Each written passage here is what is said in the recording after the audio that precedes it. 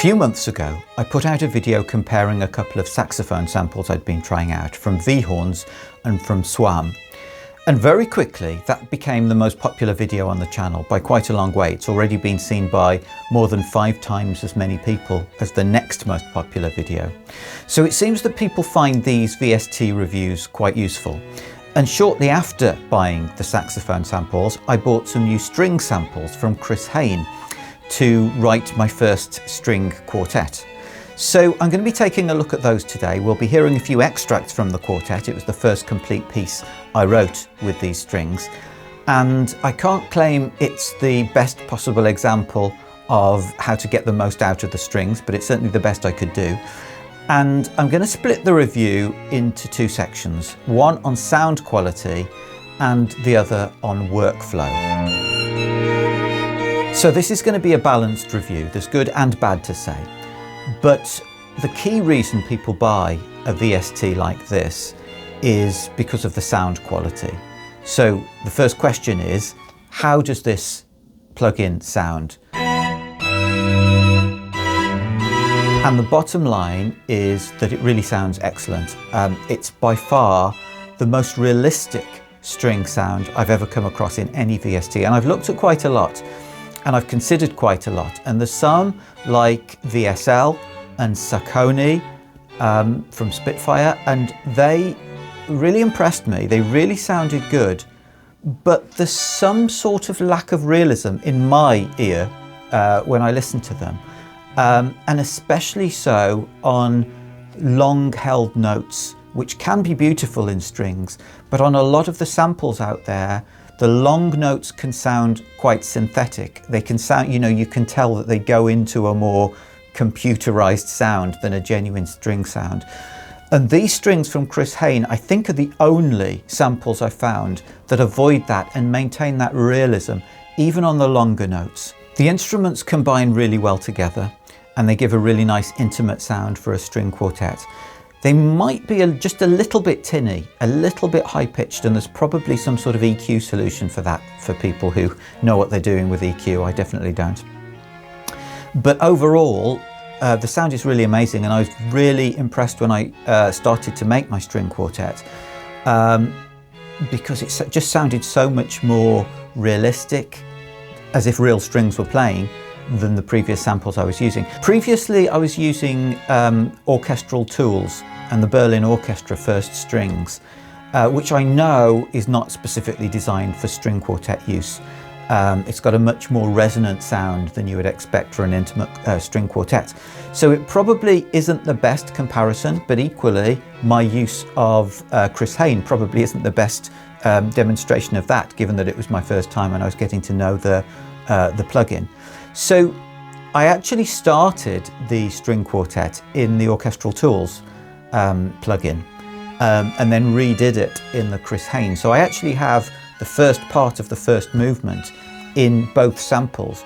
And if I play them next to each other, you can really hear the difference between the sort of sound that you're getting from each one.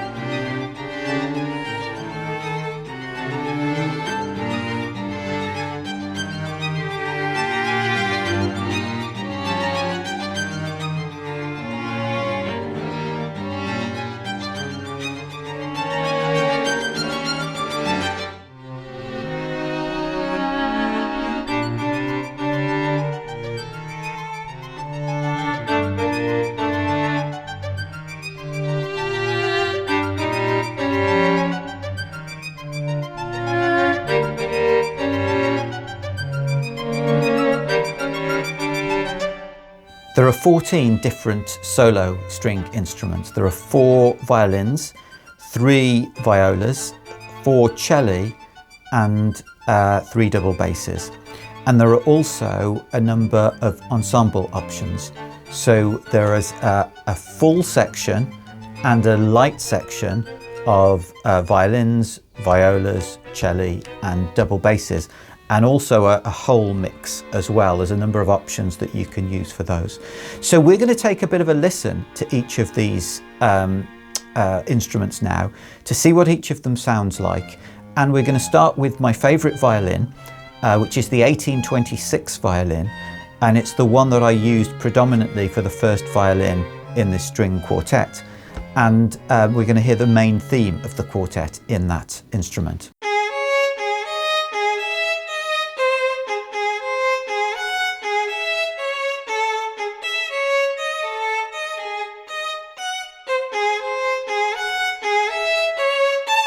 I used the Italian violin for the second violin part in the quartet. That seems to be better for slower and more lyrical movements. And I really like this one as well. This is the main theme in that.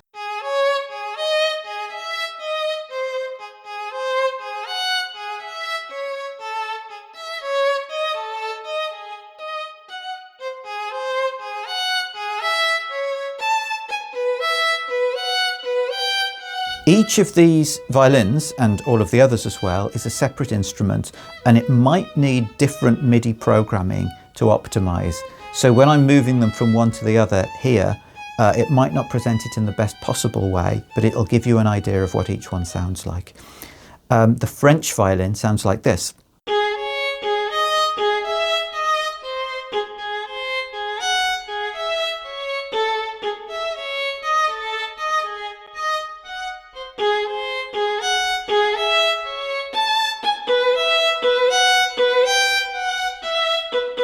And also most of the instruments have a solo version, which I actually don't really like. That's my least favourite of them. It gives quite a sterile sound, but I guess the whole point of this is it gives different options of different sorts of sound for different sorts of music.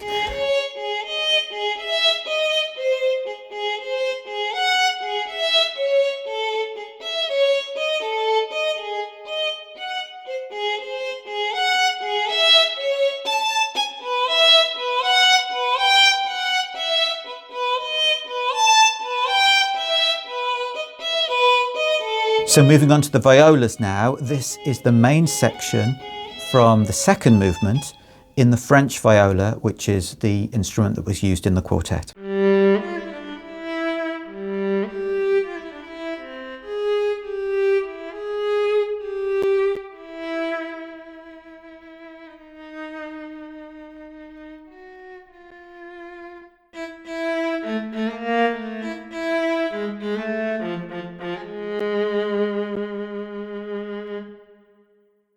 The same in the Canadian viola.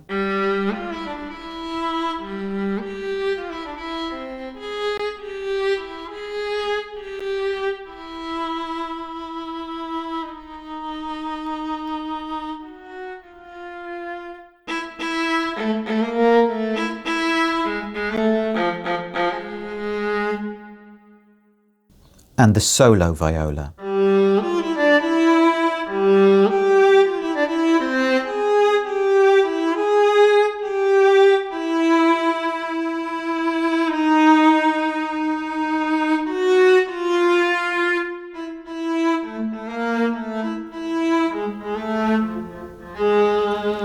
For the cellos, we'll come back to the main theme lower down.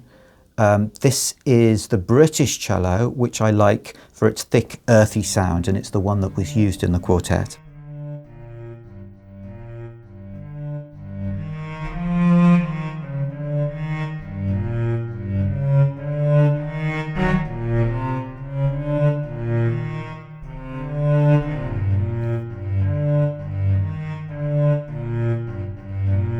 I also really like the German cello, which has a heavy, bassy sound.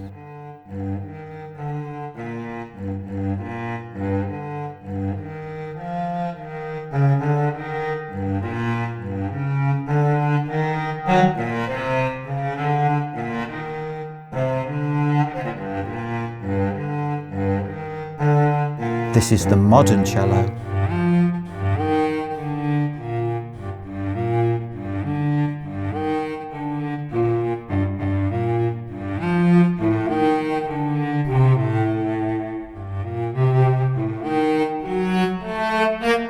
And the romantic cello, which sounds to me as if it's the closest equivalent to the solo versions.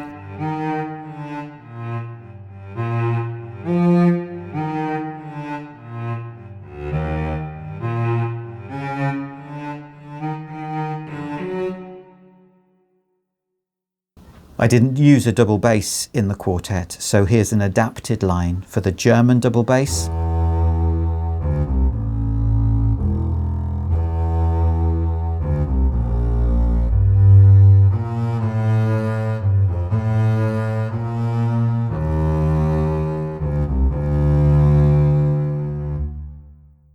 The Italian double bass.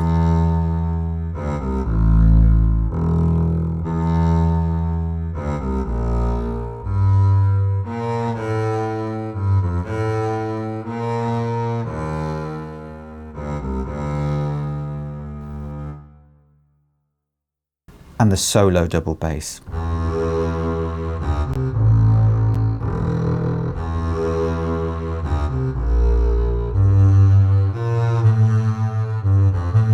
So we'll use the same examples now to look at the ensemble patches. So for each instrument, violins, viola, and so on, there is a full ensemble and a light ensemble.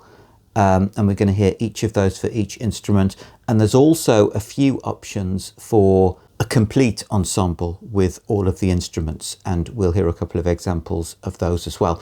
I'm much less of a fan of these ensemble patches. I don't think they come across anywhere near as well as the solo instruments, but that wasn't a priority for me when I bought the VST. I bought it for the solo strings, and that's what I'm really happy with. But let's have a quick listen to the ensemble patches, starting with the full violins.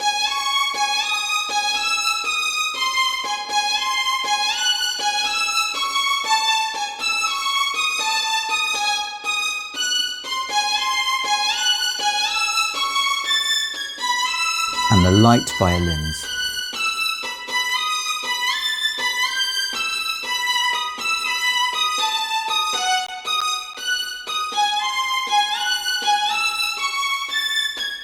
The full violas.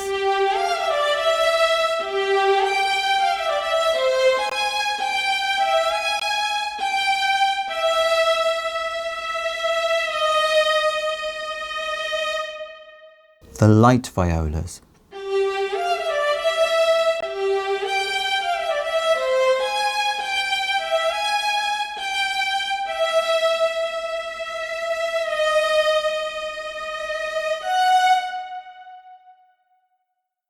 The full Celli.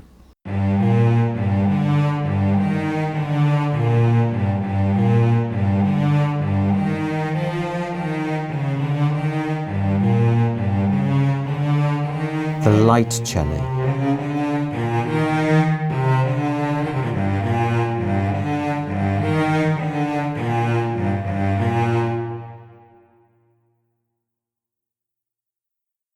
The full double basses.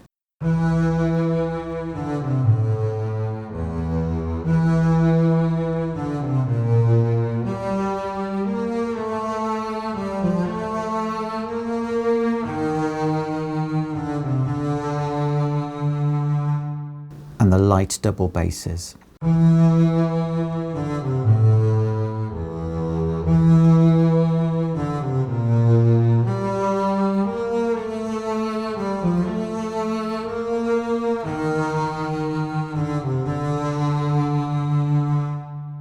And here are a couple of examples of the various options for the mixed ensemble patches.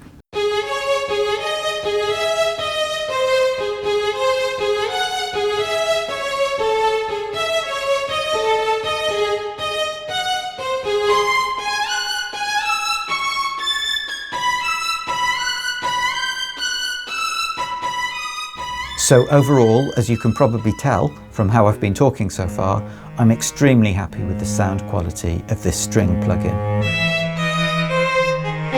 Whenever I start using a new set of samples, I always feel a bit overwhelmed at the beginning as I sort of get to grips with them. It seems like a huge ordeal, and I'm convinced that I'll never work out how to use them. I wouldn't say I'm the least technical person in the world. I think there's an old woman in Bolivia who's a little bit less technical than me, but I'm definitely in the top 5. And so it's always a little bit difficult for me to get started with new samples. But these were especially hard because there's pretty much a setting for everything. And it's not always the most intuitive workflow to find it and then to use it, and we'll give some examples. There are some positive things though, and I did after a little while come to an understanding of just using the absolute minimum settings for getting a good sound, and I pretty much used only those settings for the string quartet that I wrote. First of all, there's only one mic position, which might be a disadvantage for some people, but for me it's a liberating factor. It means it's one less thing to worry about in terms of making choices. Vibrato can be automated, so like with most samples, the vibrato can be taken care of by the samples themselves. In terms of the sound quality, it's probably not the best option, but for me it's the best trade-off in terms of, you know, workflow and time being ploughed into something, because it would take me a huge amount of time to try and get the vibrato right.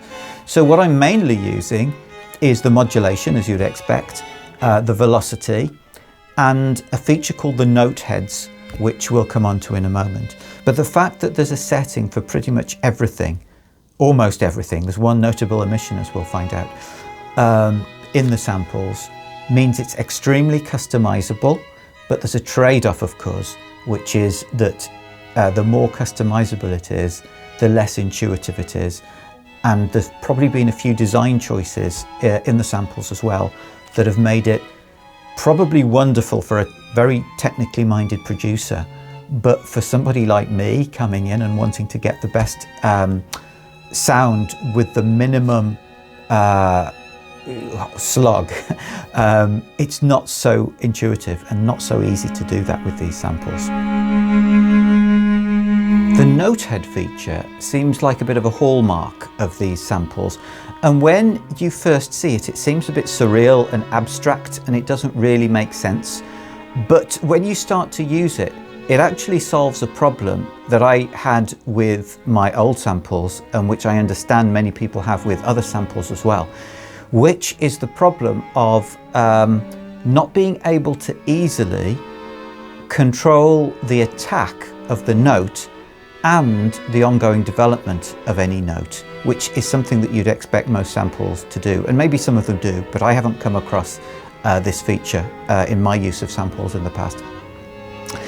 And the way it works is that when it's switched on, you have a choice of 12 different types of attack to choose from.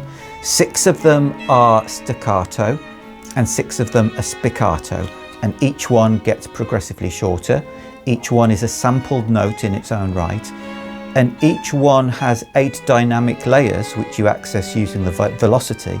So basically, the higher the velocity, the greater the attack on the note, and you can overlay this attack onto the top of the main note that you're using when you're using another articulation, so that you can control the ongoing development of that note using the modulation. It's not desperately easy to switch between the different types of staccato and spiccato note, because it's all controlled on a CC lane. So there's no visual division. You can't see what you're changing to.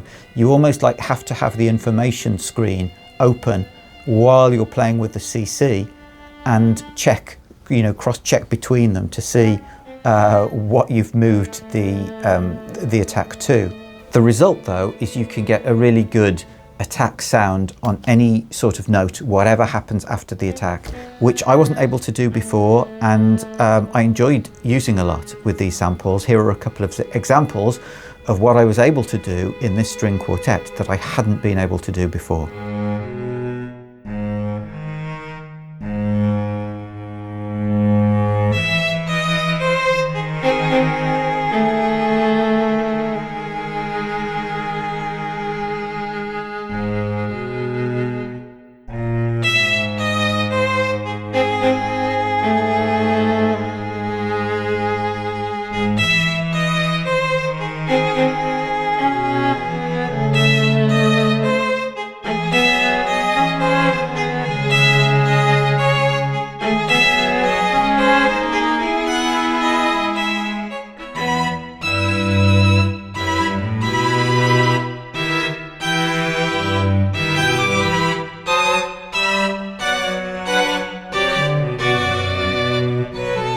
Having said that though, it's not always desperately easy to get the exact attack that you want, because sometimes very, very small changes I find in the velocity can make a huge difference to the sound.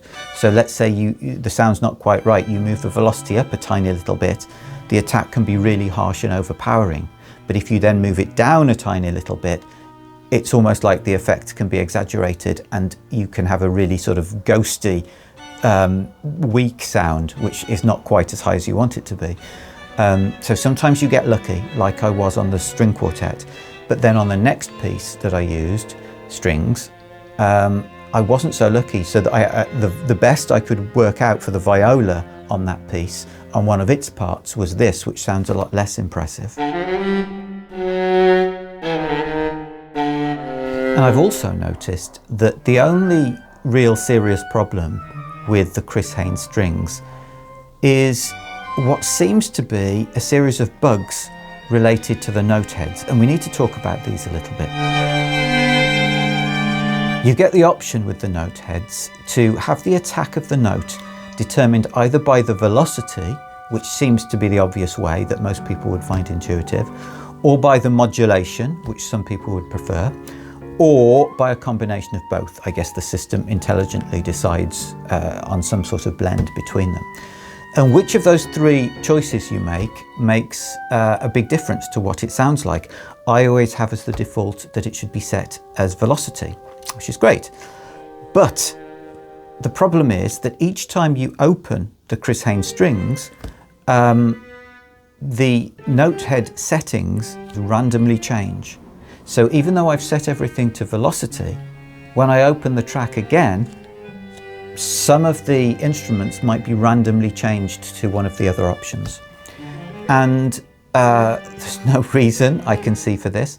So I thought a good workaround for this would be to actually proactively set within a CC parameter at the start of every track that I want it to be determined by velocity only and not by modulation. And seeing as there's a setting for everything, that should be possible. But the one thing there isn't a setting for is to switch the modulation setting off. That's the one thing that seems to be missing from the options and settings available. So that doesn't work. So the only way left is to manually open every track that includes a string from Chris Hein on the piece that you're working on, and check and reset each of the items individually.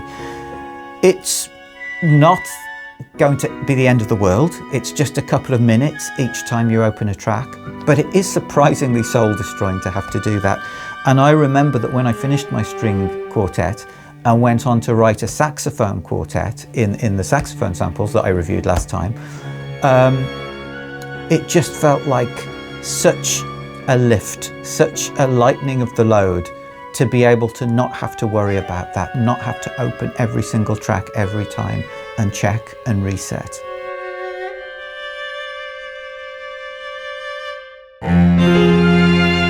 The next problem is that when you change articulation, then the note head settings change as well. So in the Chris Hein Strings Compact Edition, which we're talking about today, the default articulation is dynamic expression longs, and that's the one that I use most often. So I set my note head settings for the track based on that. When I switch to a different articulation, that changes, which is fine. However, when I switch back to dynamic expression longs, because of the missing option that we talked about in the last point, to switch the modulation trigger off, I'm not always able to get back to the settings that I chose for the track. So I'm back to the situation that the only way to get the articulations that I want and keep the note head settings that I want is to have a separate track for dynamic expression longs and then a separate track for all of the other articulations that I might want to use, which in combination with the fact that I need to open and check each track each time is an extra load on the workflow. Will we rise in union? And that's compounded by the third issue, and this isn't directly related to the note heads, but it just adds to the load, which is that if you're using pitch bend on a track, sometimes at the end of the pitch bend, even if you set the pitch to be back to 0, back to the default pitch that it should be, somehow the rest of the track, even including the part before the pitch bend was used, can sometimes be in a different pitch. And so that means an additional necessity for an additional track for each articulation that you want to do the pitch bend on. So you can see how the number of tracks can increase exponentially if you're not careful, or if you want a variety of different sorts of sounds. And to add further to this, there's also an issue, at least one that I find, which is that the key switches don't always work to change articulations. So it's not just that you need one track for the dynamic expression longs and another one for everything else. It's that the one for everything else has to also be split out, because the key switches I found are not reliable. And sometimes I found that they only work if you actually physically click on them with the mouse. But if you run the track through, it doesn't always, in my experience, pick up all of those key switches for articulations. And now we cower in the basement as they're breaking down the door. So should we break out to the back streets? And I do sadly have to touch on one quite disappointing aspect of, not of the strings themselves, not of the plugin, but of my experience of buying them, which is my communication with the Chris Hein company. And it started off very well. I had a problem buying the strings, and they very kindly offered me a 50% discount off the upgrade if I decided to buy the upgrade at some point to the full professional edition. I also let them know about the first bug that I discovered, which was that the random change in the note heads settings. And they responded to that. They said that it was something that they were aware of, but they'd never found a solution to it. They didn't know why it occurred. It was a random bug. It affected some tracks sometimes and other tracks other times, and it wasn't predictable, and they didn't have a way forward. And that was fine. So it started with a very positive communication. And then I suggested the workaround that I told you about earlier, that, you know, if there was a CC setting for switching off the modulation trigger of the note heads, then that would pretty much resolve the problem. It would give us a workaround. But I never got a response to that mail. And it was a part of the same conversation, so it's unlikely that it would have gone to spam or something. I know people can sometimes get overwhelmed with inboxes. I can sometimes miss an email. But I did follow it up a couple more times, once to sort of just point to the email that wasn't answered, and then with the other bugs, and I never got any answer. And I just found that a little bit disappointing, and I just needed to bring it up here. We need to find a new way forward. So before we come to the verdict on these strings, here's a final example of their use in a very different context. Since recording the rest of this video, I've been making a few songs, and this is an excerpt from one of them showing what the 1826 violin, my favourite one, can do in this sort of context. And you can hear it really excelling, even right at the top of its register.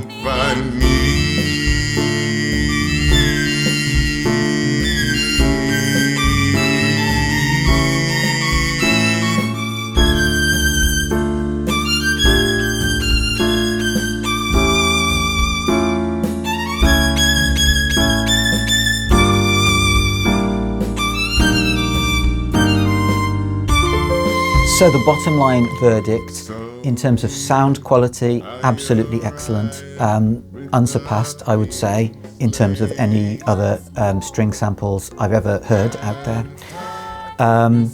In terms of functionality and solving the problems that some other samples have, in terms of managing the attack and the ongoing modulation of a note at the same time, and doing it in a really clear and clean way.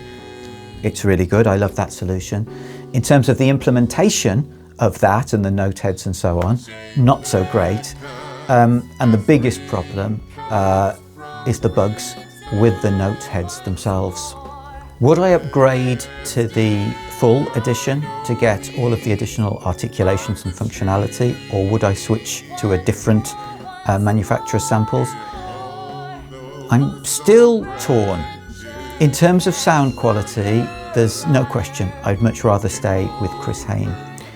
But in terms of the workload and the lack of workarounds to manage the bugs, I'm thinking that might be prohibitive, especially when you consider there are so many additional articulations, and if I need to have at least one track per articulation per instrument, it might become unworkable to make it work and to be able to use all of its functionality. So I don't know, the jury is still out. My preference would be to stay with Chris Hein. My fear would be that I would end up with a set of samples that I can't use because they're too fiddly. And I think if the bugs were resolved, it would be an absolute no-brainer. These would be the undisputed best strings out there, and I wouldn't see any reason for anybody to buy any others. So do let me know in the comments whether that's been useful, and whether you've had the same experiences with Chris Hein, and whether you've actually found any workarounds to any of the bugs that I've mentioned in this video. Also, let me know if you find these videos useful and would like to see more reviews of different types of samples. I'm going to be trying out some new vocal samples soon, so I might do a video on those as well, depending on how this one goes down. And next time though, we'll be returning to our Aspects of Composing series. And number 3 is going to be looking at modulation for intuitive composers. And that includes people who don't know anything about music theory and might not even know what key they're in when they're writing. Is it possible to be able to do decent modulation when you don't have that basic theoretical understanding? I'd say yes, definitely it is, because I'm pretty much in that category myself. So I look forward to sharing more about that next time, and I'll see you then.